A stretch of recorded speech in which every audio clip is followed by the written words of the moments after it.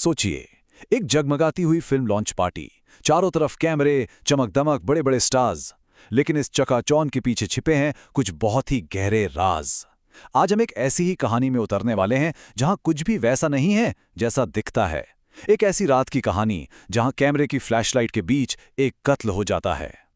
तो तथास्तु फिल्म की शूटिंग का माहौल एकदम गर्म है। हर कोई अपनी अपनी जगह पर तैनात है। एक बहुत ही अहम सीन शूट होने वाला है और हवा में ना एक अजीब सा सस्पेंस और एक्साइटमेंट दोनों घुले हुए हैं। अब देखिए, स्क्रिप्ट के हिसाब से क्या होना था। हीरोइन के पिता का रोल कर रहे एक्टर को एक कमांडो की रिवॉल्वर छीननी थी और एक ड्रामेटिक मोमेंट में गोली चलानी थी। सब कुछ पहले से तय था, सब कुछ एक्टिंग का हिस्सा था, एक रिहर्स किया हुआ सीन। और बस तभी सब कुछ बदल जाता है। वो जो नकली गोली थी ना, उसका असर एकदम असली होता है। प्रोड्यूसर भंसाली वहीं सबके सामने ढेर हो जाता है। जो कुछ देर पहले तक एक फिल्म का सेट था, अब वो एक असली क्राइम सीन बन चुका है। तो ये साफ है कि ये कोई सीधा साधा हादसा नहीं था।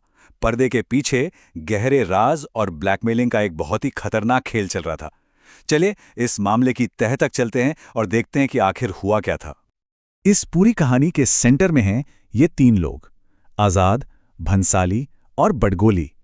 ये फिल्म इंडस्ट्री के सबसे पावरफुल प्रोड्यूसर्स में से हैं और ये सिर्फ बिजनेस पार्टनर्स नहीं थे, बल्कि एक ऐसे गहरे राज से बंधे हुए थे जो इनकी जान तक ले सकता था। ये डायलॉग इन तीनों के खौफ को साफ साफ दिखाता है। उन्हें 20 साल पुराने किसी राज को लेकर ब्लैकमेल किया जा रहा था। एक ऐसा राज जो अगर खुल जाता तो उन्हें पूरी तरह से बर्बाद कर सकता था। तो इस धमकी ने इन तीनों प्रोड्यूसर्स को एक ऐसे मोड़ पर लाकर खड़ा कर दिया था जहां वे कुछ भी करने को तैयार थे, और इसी वजह से वो सब ना सिर्फ ब्लैकमेल के शिकार थे, बल्कि अब कत्ल के संदिग्ध भी बन गए थे। और अब कहानी में एंट्री होती है एक ऐसे किरदार की जो पहली नजर में तो इस क्राइम से बिल्कुल अलग लगती है, लेकिन जिसके हर कदम से कहानी में एक नया तूफान आ जाता है। ये हैं star singer Ragini. Producer Badgoli Ragini को अपने कंट्रोल में करने की कोशिश करता है। वो उसे एक तरह से ब्लैंक चेक वाला कॉन्ट्रैक्ट ऑफर करता है, एक ऐसी पेशकश जिसे फिल्म इंडस्ट्री में कोई भी ठुकराने की हिम्मत नहीं कर सकता। लेकिन रागिनी वो न सिर्फ उस कॉन्ट्रैक्ट को मना करती है, बल्कि सबके सामने उसे फाड़ कर फेंक देती है। और बस एक ही झटके में वो बडगोली जैसे ताकतवर इंसान को अपना सबसे बड़ा दुश्मन बना लेती है। और बस यही सवाल है जो इस पूरी कहानी को और भी ज्यादा उलझा देता है। मतलब कोई टॉप सिंगर अपने करियर को दांव पर लगाकर इंडस्ट्री के सबसे ताकतवर लोगों से पंगा क्यों लेगी? आखिर रागिनी ऐसा कर क्यों रही है? क्या मकसद हो सकता है उसके इस बेखौफ अंदाज के पीछे? तो कत्ल हो चुका है, शक की सुई कई लोगों पर है और अब जांच शुरू होती है। और इस केस का जिम्मा है एक सनकी लेकिन बेहद होशियार इंस्पेक्टर लखोटिया के हाथों में। पहली नजर में देखने पर तो केस बिल्कुल साफ लगता है। गोली चलाने वाला सामने है, मरने वाला भी, एकदम ओपन एंड शट केस। लेकिन इंस्पेक्टर लखोटिया को इस सीधी साधी कहानी पर बिल्कुल भरोसा नहीं है। उन्हें दाल में कुछ काला लग रहा है।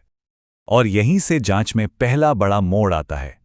पुलिस को क्राइम सीन पर प्रॉप गन के अलावा 3 असली फंक्शनल रिवॉल्वर मिलती हैं।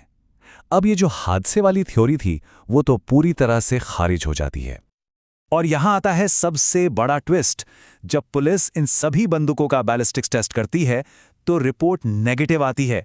इसका मतलब ये हुआ कि जिस बंदूक से भंसाली का कत्ल हुआ वो इन चारों में से कोई नहीं है, वो गायब है। यानी असली कातिल अभी भी पर्दे के पीछे छिपा हुआ है। तो अब कत्ल, ब्लैकमेल और वो बेखौफ सिंगर, ये सारे धागे अब एक साथ जुड़ने वाले हैं और एक ऐसा चौंकाने वाला सच सामने आने वाला है जिसकी किसी ने कल्पना भी नहीं की होगी। अब हमारे सामने 2 सबसे बड़े सवाल हैं। ये ब्लैकमेलर हर्षल पांडा आखिर है कौन? और इससे भी बड़ा सवाल, असली कातिल कौन है जिसने इतनी सफाई से इस कत्ल को अंजाम दिया? एक जबरदस्त टकराव में रागिनी बचे हुए आखिरी प्रोड्यूसर आजाद से ये ठंडे, खौफनाक शब्द कहती है और इसी के साथ उसका असली मकसद सबके सामने आ जाता है। और फिर कहानी का सबसे बड़ा राज खुलता है। रागिनी अपनी असली पहचान बताती है। वो किसी गोपाल माधवन की नहीं, बल्कि इन्हीं तीनों प्रोड्यूसर्स की नाजायज बेटी है और उसका मकसद सिर्फ और सिर्फ बदला लेना है। तो अब सारी तस्वीर साफ है। इस पूरे खेल की मास्टरमाइंड कोई और नहीं बल्कि रागिनी थी। ब्लैकमेल, कत्ल, सब कुछ उसकी 20 साल लंबी चली आ रही बदले की प्लानिंग का हिस्सा था। उसने एक्टर हर्षल पांडा को तो बस एक मोहरे की तरह इस्तेमाल किया था। तो सारे राज अब खुल चुके हैं। हर किरदार बेनकाब हो चुका है। हम जानते हैं कि क्या हुआ और क्यों हुआ। लेकिन कहानी के आखिर में एक सवाल फिर भी मन में रह जाता है। जो कुछ भी रागिनी ने किया, क्या उसे सिर्फ बदला कहा जाएगा, या ये 20 साल बाद मिला एक तरह का इंसाफ था?